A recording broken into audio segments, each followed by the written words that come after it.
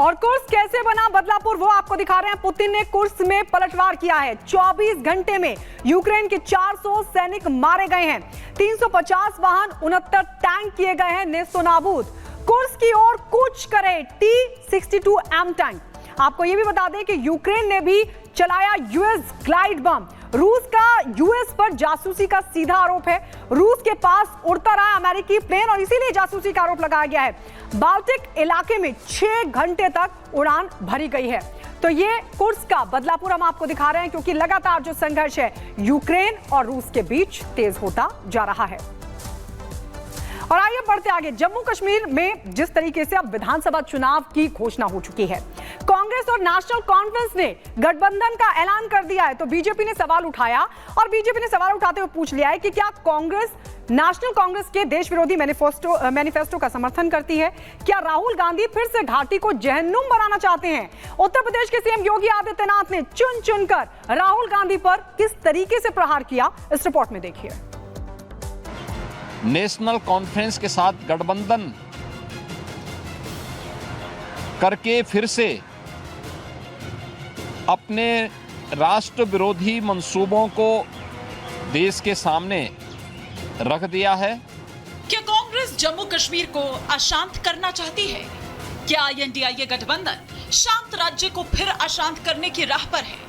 क्या national conference का साथ देकर देश की सबसे पुरानी पार्टी ने अपने मंसूबे साफ कर दिए हैं? क्या नेशनल कॉन्फ्रेंस के घोषणा पत्र का राहुल गांधी समर्थन करते हैं? ये वो सवाल हैं जिसे लेकर बीजेपी कांग्रेस पर हमलावर है। उत्तर प्रदेश के मुख्यमंत्री योगी आदित्यनाथ राहुल गांधी से जवाब मांग रखे हैं, गठबंधन पर सवाल उठा रखे हैं। ऐसे महत्वपूर्ण चुनाव में इंडी गठबंधन की जो नेतृत्व कर रही है कांग्रेस ने Abdullah and sons family private limited की अपने राष्ट्र विरोधी मंसूबों को देश के सामने रख दिया है। हाल ही में नेशनल कॉन्फ्रेंस ने अपना मैनिफेस्टो जारी किया है और राष्ट्रीय सुरक्षा के प्रति पूरे देश को आशंकित करती है।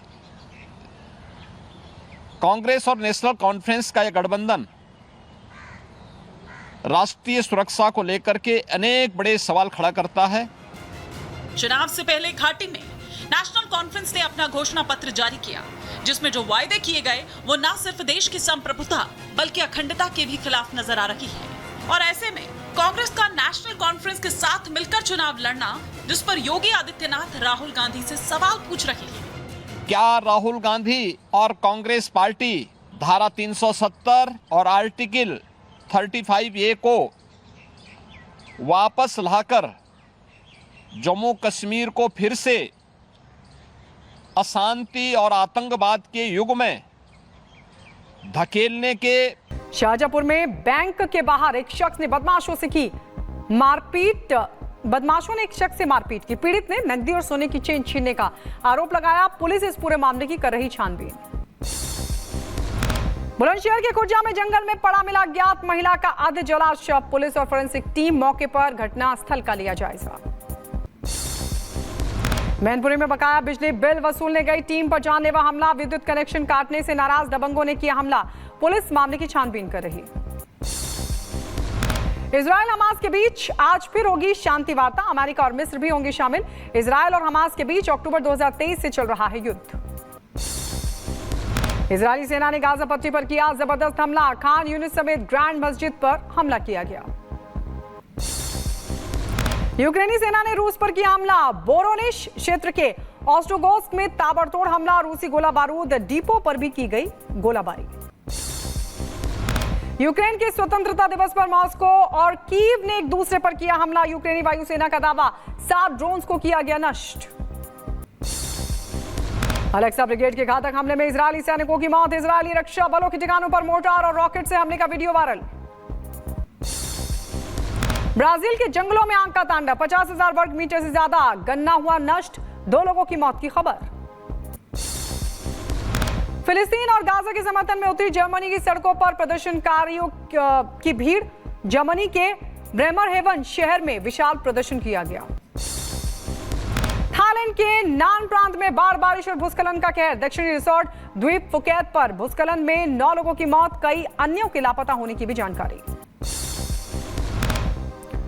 और आपको बता दें, रूस के व्लादिवोस्तोक शहर में भूस्खलन से तबाही हुई, दीवार गिरने से कई कार्य क्षतिग्रस्त हो गई।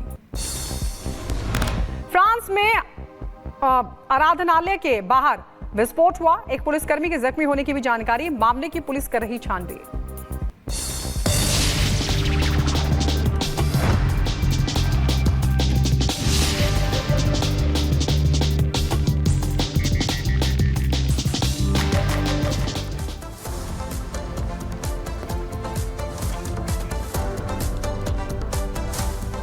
और अब बात पूर्व मध्य की करते हैं, जहां पर एक तरफ जहां इजराइल की तरफ से लगातार हमास के खात्मे का प्लान तैयार किया जा रहा है, तो वहीं दूसरी तरफ आपको बता दें हिजबुल्लाह नेतन्याहू के खात्मे की तैयारी कर रहा है। आइए इस रिपोर्ट के जरिए आपको दिखाते हैं ये पूरी खबर आखिरकार क्या है।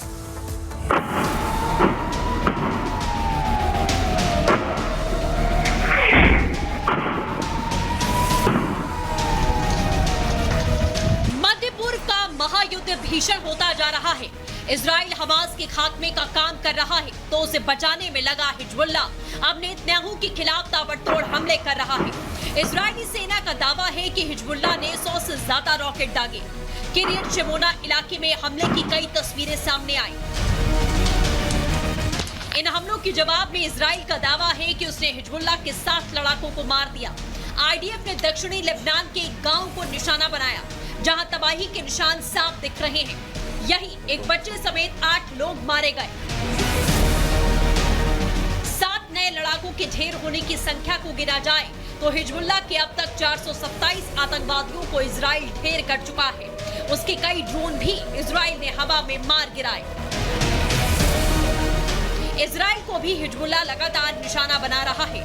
उत्तरी इजराइल की ये तस्वीरें जहां हिजबुल्लाह के आतंकियों ने एक इमारत पर रॉकेट दागे। इजराइल पर सिर्फ हिजबुल्लाह ही नहीं, ईरान की गुट भी हमला कर रहे हैं। तभी तो इजराइल ने लेबनान से लेकर सीरिया तक ईरानी अड्डे बर्बाद कर दिए, क्योंकि हिजबुल्लाह ने इजराइल पर 100 रॉकेट दागे।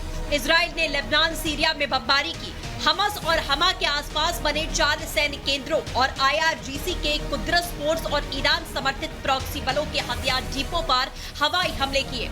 इसके अलावा इजरायली सेनाओं ने होम्स रिफाइनरी के पश्चिम में हिजबुल्लाह के सीरियाई सदस्यों के फ्यूल डिपो को भी निशाना बनाया। इसके अलावा माराआन पहाड़ के दक्षिण में एक और साइट को, जो कि ईरान समर्थित रैपिड रिस्पांस ग्रुप का कमांड सेंटर था, उसे भी टारगेट किया। जब इजराइल को यह आतंकी गुट हरा नहीं पा रहे तो उसकी खींच विदेश में रह रहे यहूदियों पर निकाली जा रही है। फ्रांस में एक आतंकी हमला हुआ जिसको लेकर राष्ट्रपति मैक्रोन ने कहा, यहूदी विरोधी भावना के खिलाफ हम लड़ते रहेंगे। लड़ाई तो इजराइल भी लड़ रहा है, मगर हिजबुल्लाह उसे जख्म देने की नई साजिश पर काम कर रहा है। Bureau report, Republic Bharat.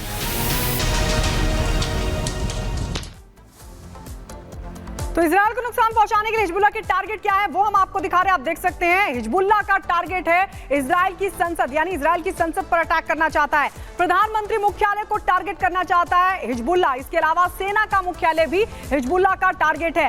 IDF खुफिया बेस पर भी अटैक करना चाहता है, उसको भी तबाह करना चाहता है हिजबुल्लाह। मोसाद हेडक्वार्टर पर भी अटैक करना चाहता है हिजबुल्लाह। इसके अलावा फूड तकनीकी फैक्ट्री भी उसके टारगेट पर है। केमिकल पावर प्लांट को भी टारगेट करना चाहता है हिजबुल्लाह। तो ये हिजबुल्लाह के वो टारगेट हैं जिसके जरिए वो इजराइल को एक बड़ा नुकसान पहुंचाने का एक बड़ा प्लान तैयार कर रहा है।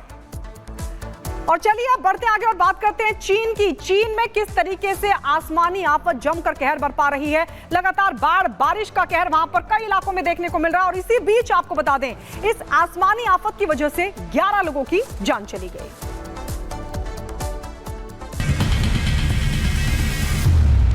भारी बारिश और बाढ़ ने चीन के पूर्वोत्तर प्रांत लियाओनिंग को अपनी चपेट में लिया है। यहाँ पर प्राकृतिक आपदा से अब तक 11 लोगों की मौत हो चुकी है, जबकि 14 लोग लापता बताए जा रहे हैं। कई दिनों से जारी भारी बारिश के बीच प्रांत के हुलुदाओ शहर में 50,000 से अधिक लोगों को निकाला गया। सड़कें, बिजली संचार, घर, फसलें आदि गंभीर रूप से प्रभावित हैं। भारी बारिश ने हुलादाओ शहर, जियानचांग काउंटी, सुईझोंग काउंटी को बेहद गंभीर नुकसान पहुंचाया है।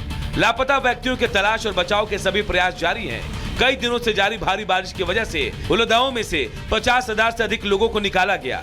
रेस्क्यू ऑपरेशन के दौरान एक अधिकारी की मौत भी हो गई। भारी बारिश के बाद घरों और सड़कों पर पानी भर गया।